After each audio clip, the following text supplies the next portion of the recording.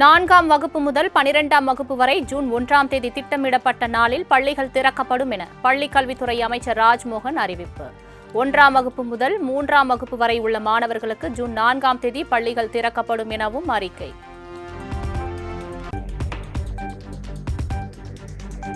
நாளை மறுநாள் 10ஆம் வகுப்பு தேர்வு முடிவுகள் வெளியாக உள்ளன.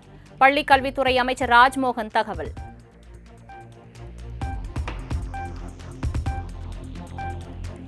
சட்டப்பேரவை சபாநாயகர் ஜேசிடி பிரபாகருடன் நிதியமைச்சர் செங்கோட்டையன் சந்திப்பு. அதிமுகவில் யார் சட்டமன்ற குழு தலைவர் என்கிற பிரச்சினை நீடித்து வரும் நிலையில் 15 நிமிடம் தனியாக சந்தித்து ஆலோசனை.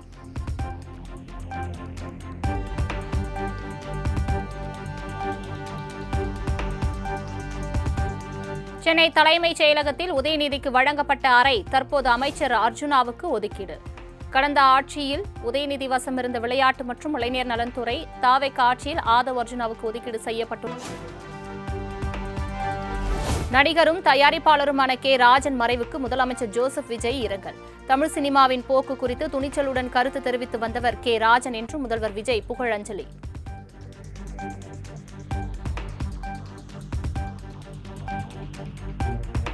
தலைமைச் செயலகத்தில் முதலமைச்சர் விஜய் முன்னிலையில் கே.ஏ. செங்கோட்டையன் நிதி அமைச்சராக பொறுப்பேற்பு. அமைச்சர் இருக்கையில் அமர்ந்த செங்கோட்டையனுக்கு முதல்வர் விஜய் நேரில் வாழ்த்து.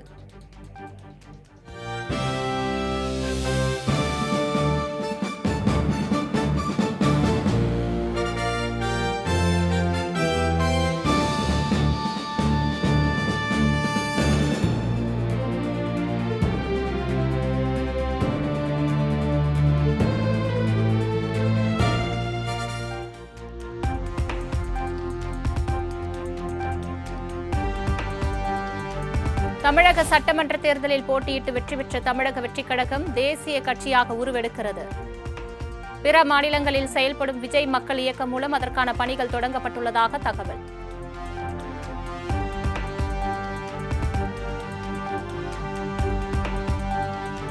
இயலாமையை மறைக்க நம் மேல் அவதூறுகள் பரப்பப்பட்டு வருவதாக திமுக தலைவர் மு க ஸ்டாலின் குற்றச்சாட்டு.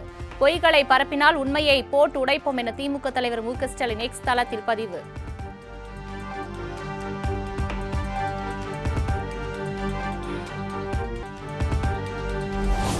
ஐந்தில் ஒரு பங்கு உறுப்பினர்கள் கோரினால் பொதுக்குழுவை கட்டாயம் கூட்ட வேண்டும் என்று கட்சியின் அடிப்படை விதி உள்ளதாக அதிமுக முன்னாள் அமைச்சர் விஜயபாஸ்கர் தகவல். கட்சியின் பொதுக்குழுவை கூட்ட 5இல் 2 பங்கு உறுப்பினர்களின் ஆதரவு தங்களுக்கு உள்ளதாகவும் உறுதி.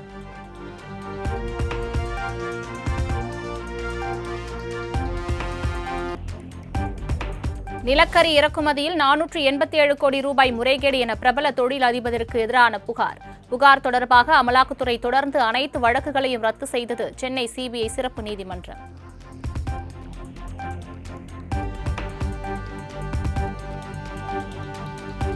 அதிமுகவிலிருந்து முன்னாள் அமைச்சர் செம்மலை விலகல். அதிமுகவில் உட்கட்சி பூசல்கள் நிலவி வந்த நிலையில் நிரந்தரமாக விலகிக் கொள்வதாக வருத்தத்துடன் அறிக்கை வெளியிட்டார் செம்மலை.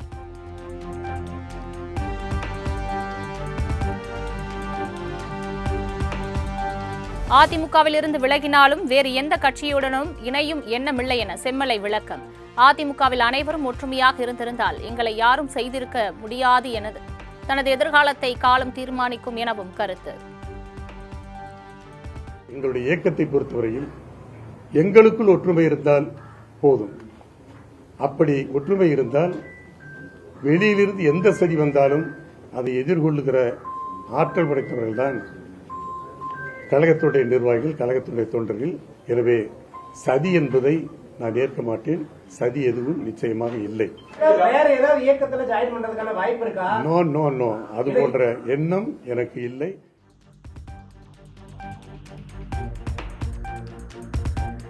தன்னை சந்திக்க வரும் தோழர்கள் மலர் கொத்து, சால்வை, துண்டுகள், பரிசு பொருட்கள் எதையும் கொண்டு வர வேண்டாம் என அமைச்சர் ஆதவ் அர்ஜுனா வேண்டுகோள்.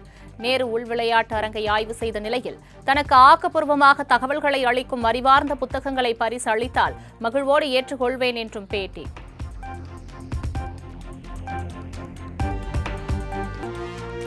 கேரள மாநிலத்தில் 10 ஆண்டுகளுக்கு பிறகு காங்கிரஸ் ஆட்சி அமைத்த நிலையில் இன்று வி டி சதீஷன் முதலமைச்சராக பதவியேற்பு.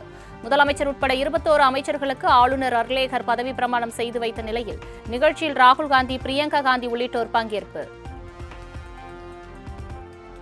വടശ്ശേരി ദാമോദര മേനോൻ സതീശൻ എന്ന ഞാൻ നിയമം വഴി സ്ഥാപിതമായ ഭാരതത്തിന്റെ ഭരണഘടനയോട് നിർവ്യാജമായ വിശ്വസ്തതയും കൂറും പുലർത്തുമെന്നും ഞാൻ ഭാരതത്തിന്റെ പരമാധികാരവും അഖണ്ഡതയും നിലനിർത്തുമെന്നും ഞാൻ കേരള സംസ്ഥാനത്തെ മുഖ്യമന്ത്രി എന്ന നിലയിലുള്ള എന്റെ കർത്തവ്യങ്ങൾ വിശ്വസ്തയോടും മനസാക്ഷിയെ മുൻനിർത്തിയും നിർവഹിക്കുമെന്നും ഭരണഘടനയും നിയമവും അനുസരിച്ച് ഭീതിയോ പക്ഷപാതമോ പ്രീതിയോ വിദ്വേഷമോ കൂടാതെ എല്ലാ തരത്തിലുള്ള ജനങ്ങൾക്കും നീതി ചെയ്യുമെന്നും ദൈവത്തിന്റെ നാമത്തിൽ സത്യം ചെയ്യും.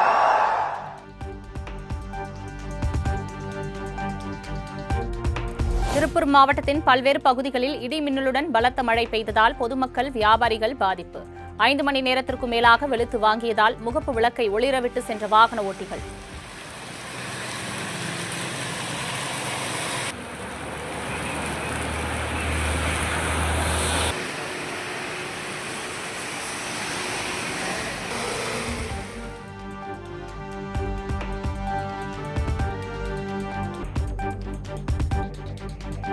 நெல்லை மாவட்டம் அம்பாசமுத்திரம் அருகே தாமிரபரணி ஆற்றில் துணிகள் உள்ளிட்ட கழிவுகளை போட்டால் கடும் நடவடிக்கை எடுக்கப்படும் என மாவட்ட ஆட்சியர் எச்சரிக்கை.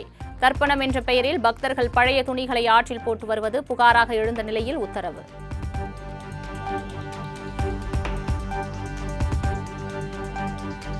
தேனி மாவட்டத்தின் பல்வேறு பகுதிகளில் பலத்த மழை பெய்து வந்த நிலையில் கும்பக்கரை அருவியில் நீர்வரத்து அதிகரிப்பு. அருவியில் குளிக்க வனத்துறையினர் அனுமதி.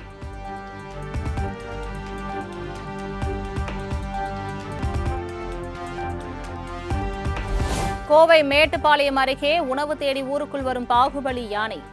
விவசாய தோட்டத்தில் யானை நுழைந்த நிலையில் காட்டுக்குள் போ என போராடி விரட்டினர்.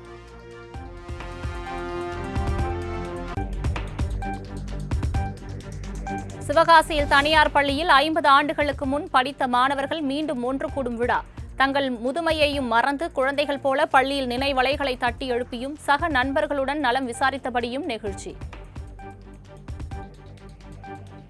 50 வருஷமா நாங்கள் ஒருத்தர் தொடர்பு இல்லாமல் இருந்தோம். இப்போது பொன்விழா ஆண்டு எங்களோட பேட்சோட 1976-77 பேட்சோட பொன்விழா ஆண்டு கொண்டாடுவதற்காக நாங்கள் வந்திருக்கிறோம்.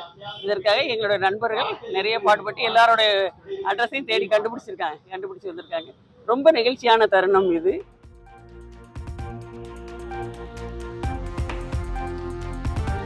திருச்சி துறையூர் அருகே உள்ள பத்துமலை முருகன் கோவிலில் கும்பாபிஷேக விழா கோலாகலம்.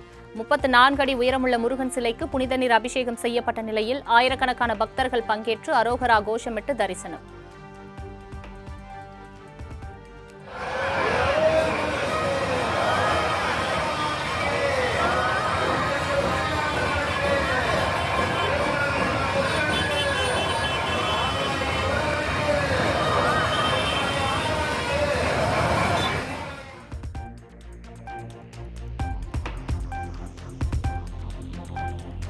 உலக அதிசயங்களுள் ஒன்றான சீன பெருஞ்சுவரில் 50க்கும் மேற்பட்ட நாடுகளிலிருந்து 1500க்கும் மேற்பட்டோர் பங்கேற்ற மாரத்தான் போட்டி. மலைப்பாதைகள், செங்குத்தான படிக்கட்டுகள் என சவால்கள் மிகுந்த பாதைகளின் வழியே வீரர்கள் ஓடி சாதனை.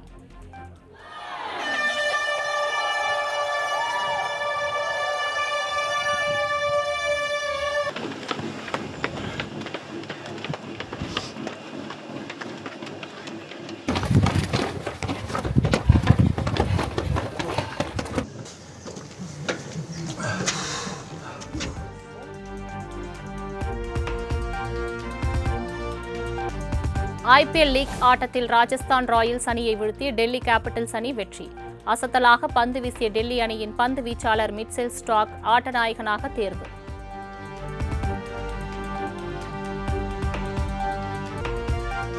திருப்பதி ஏழுமலையான் கோவிலில் நடிகர் ஆதி, நடிகை நிக்கி கல்யாணி தம்பதியர் சாமி தரிசனம்.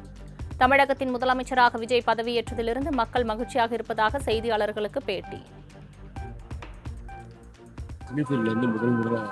அதிகமான முதல் தலைமையா போட்டிட்டு அதிகமான வெற்றி அதை பத்தி உங்களுடைய கருத்து நீங்க என்ன நினைக்கிறீங்க? நீங்க உங்களுடைய கருத்து இல்ல, சும்மா நீங்க என்ன நினைக்கிறீங்க? எங்களுக்கு உங்களுடைய கருத்து. ஃபேஸ்ல நல்ல சந்தோஷம் தெரியுது, எல்லாருமே சந்தோஷம். இது மக்கள் கொடுத்த ஒரு கொடுத்துருக்காங்க. ஸோ எல்லாருமே ஹாப்பியாக இருக்காங்க. ஸோ நல்லா ஆட்சி கொடுப்பாருன்னு நம்புறேன்.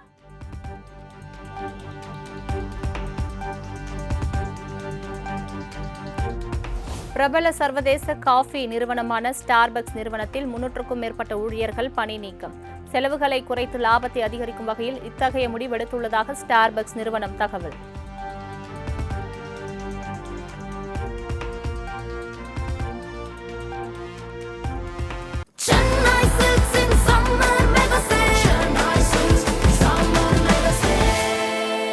The Chennai Silks in Mega Summer Sale.